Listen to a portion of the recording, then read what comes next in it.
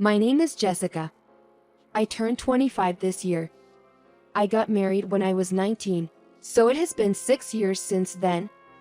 My husband, Sean, works at a labor consultancy firm.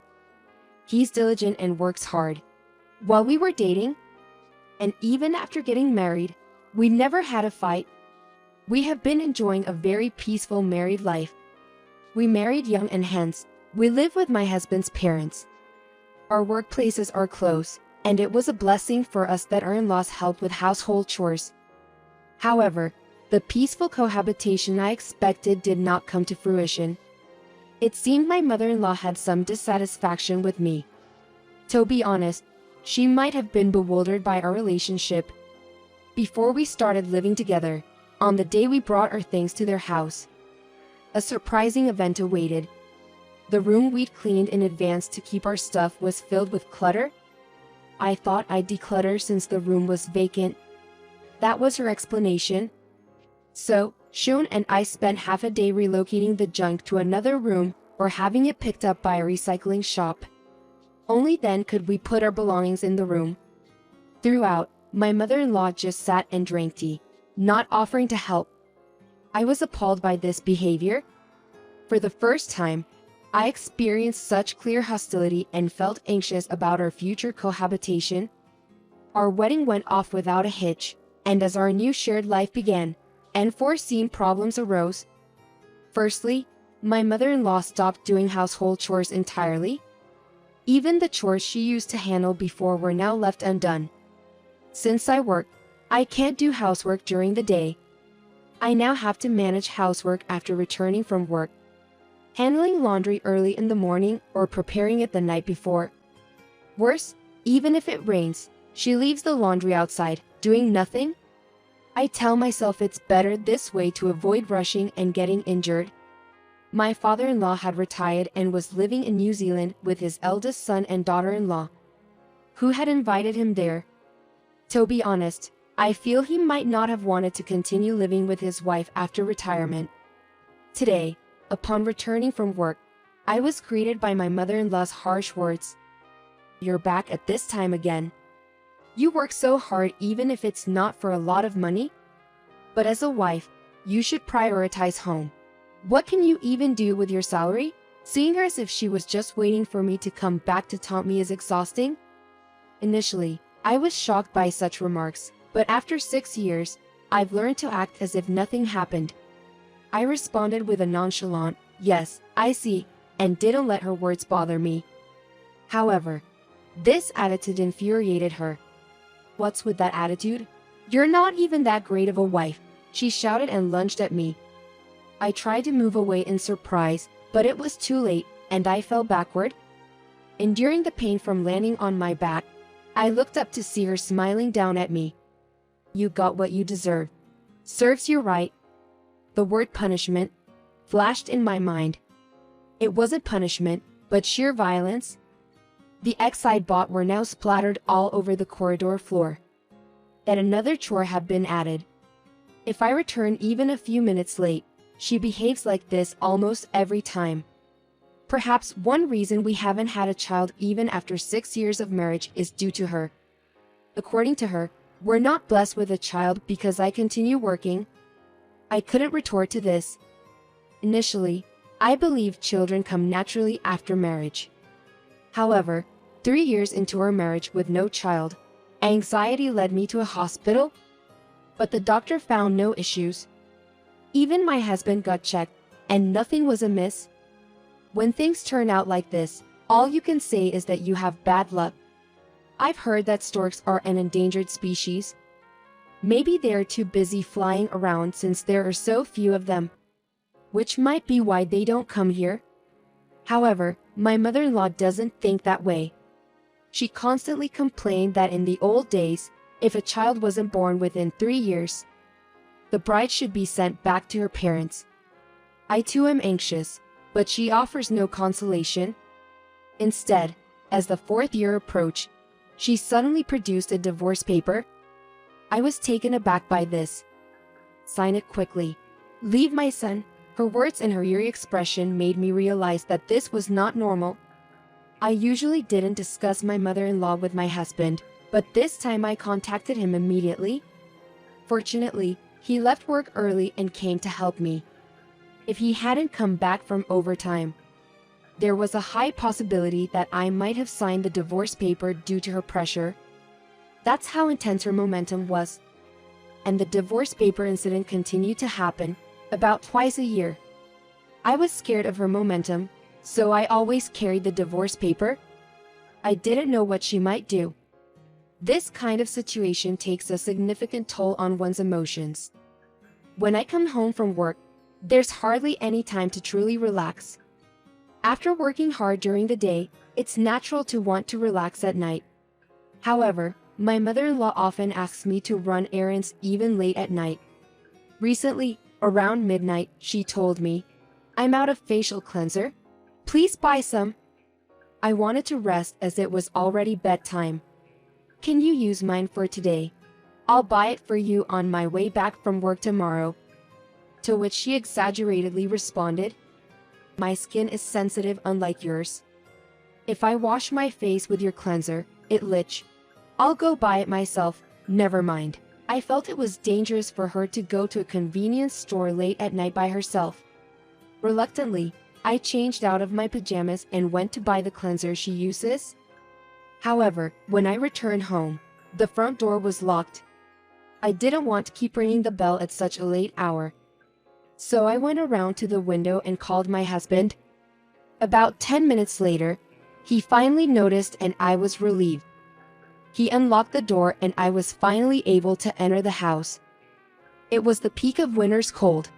In contrast, my mother-in-law was asleep. That day, I decided I had to leave this house. I thought of building a new house and consulted my husband. I told him that living with my mother-in-law was reaching its limit. He remembered the previous divorce paper incident and took my words seriously. "It's not about choosing between me or your mother. We want to create some distance and find common ground." Hearing my sincere feelings, my husband also honestly shared his. He said about having children, "It's tough." He expressed his desire to try infertility treatment in the future and suggested we might want to postpone building a new house for it. He smiled and said that living just the two of us would be fine. I realized that he had been considering various things for me. There are various ways couples feel about children. In the end, we decided not to pursue infertility treatment. We chose to view children as a blessing and decided to wait patiently. Once our direction is set, everything else will probably proceed smoothly. We both felt that we wanted to proceed without letting my mother-in-law know.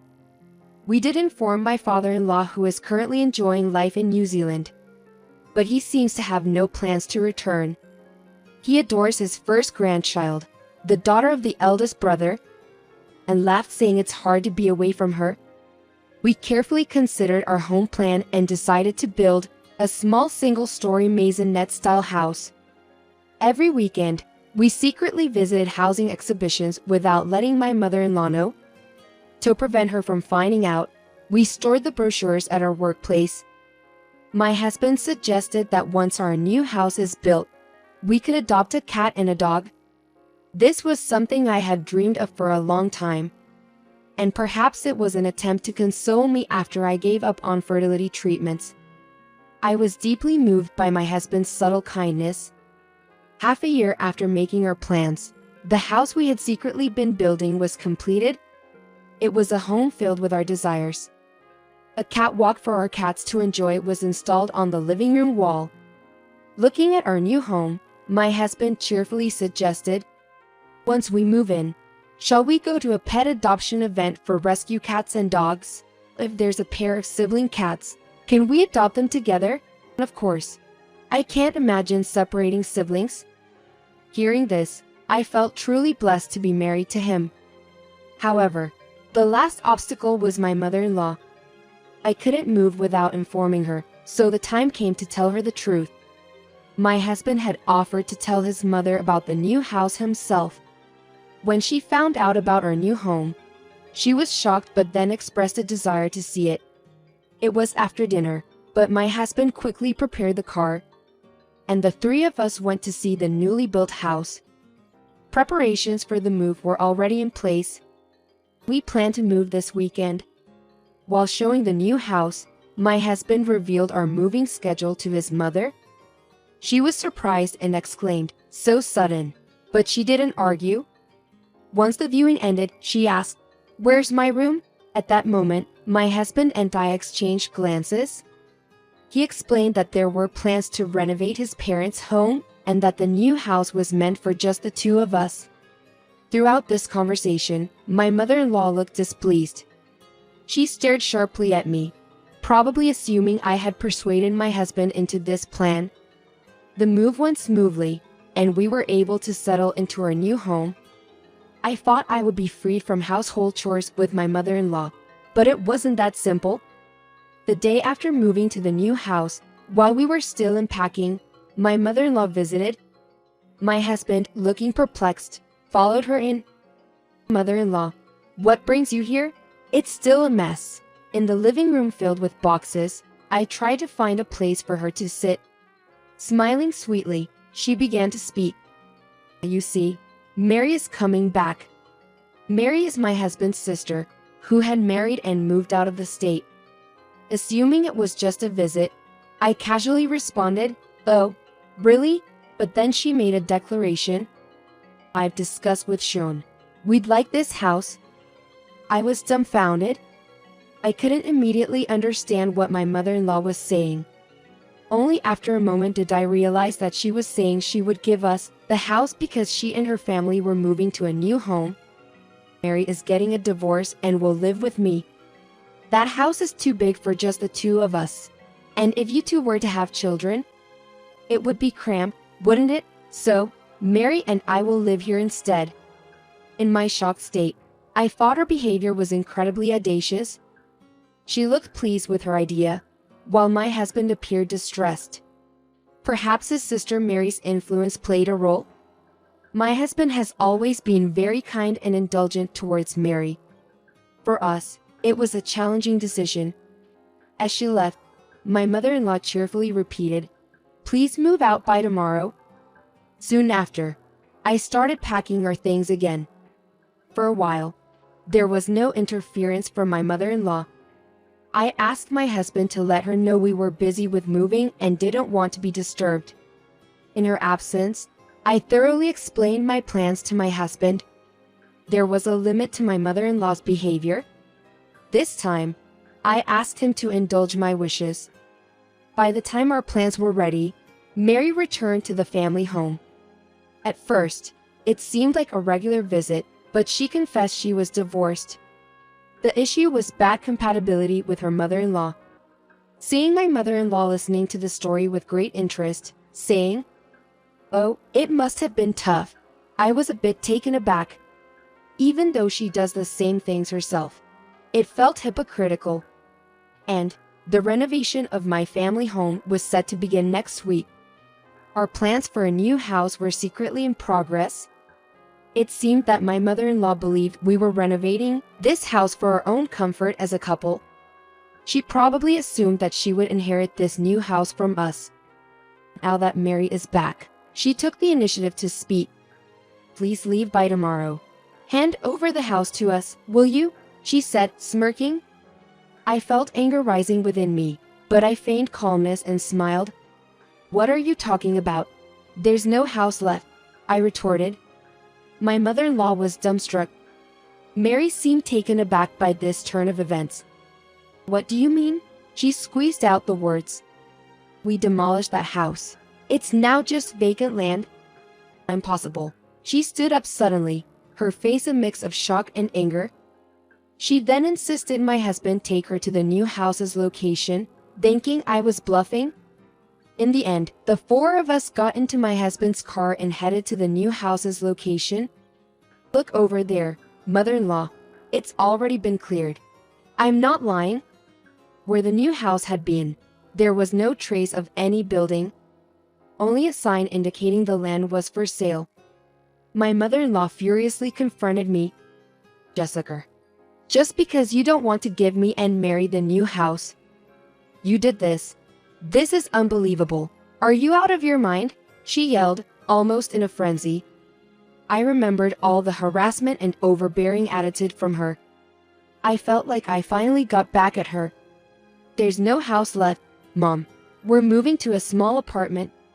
Since the family home will have renovated plumbing, it'll be more comfortable. Why don't you and Mary live there together? He asked Mary to let him know if there were any issues with the house.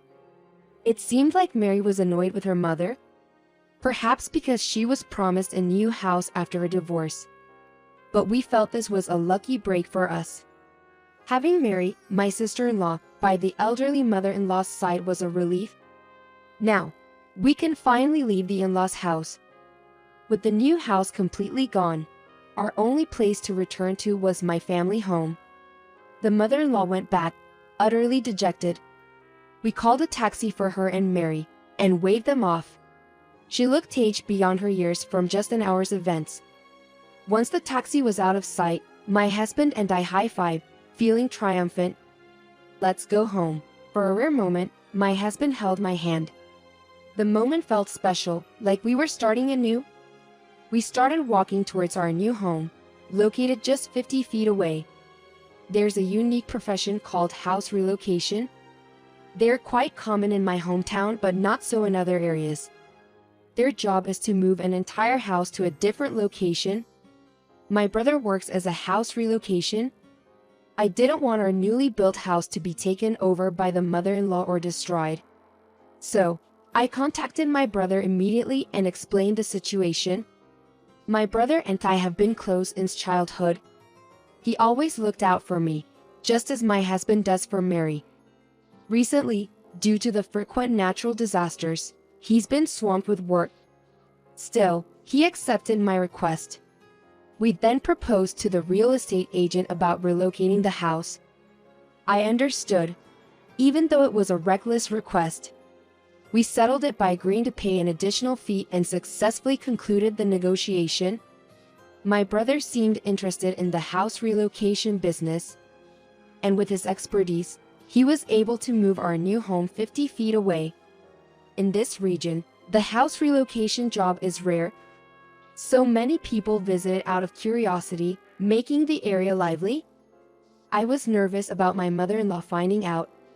My brother had inherited his job and house relocation skills from her father, and his skills were truly exceptional.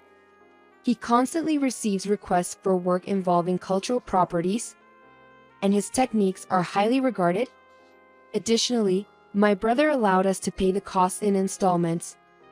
Thanks to this, we were able to move to our new home. I am filled with gratitude. Later on, our family home was renovated and became more comfortable to live in. My mother-in-law still seems to believe that we live in a cramped apartment.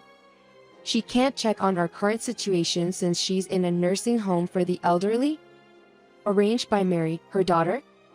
The reason being, Mary's ex-husband came to the family home insisting on reconciliation, treated as a burden by Mary and others. The mother-in-law ended up in the facility. Mary said she placed her there because of her unstable health. But I thought it was improbable for the mother-in-law, who was energetic enough to meddle in our affairs, to suddenly lose her vigor. In fact, she had opposed Mary's marriage and was one of the reasons Mary divorced. From the perspective of Mary's ex-husband, the mother-in-law was an obstacle. She has been contacting my husband, asking him to get her out of the facility. On the other hand, my husband and I regained our happiness in our new home. Released from the influence of my mother-in-law, peace finally returned to our household. Also, we visited an adoption event for rescue dogs and cats.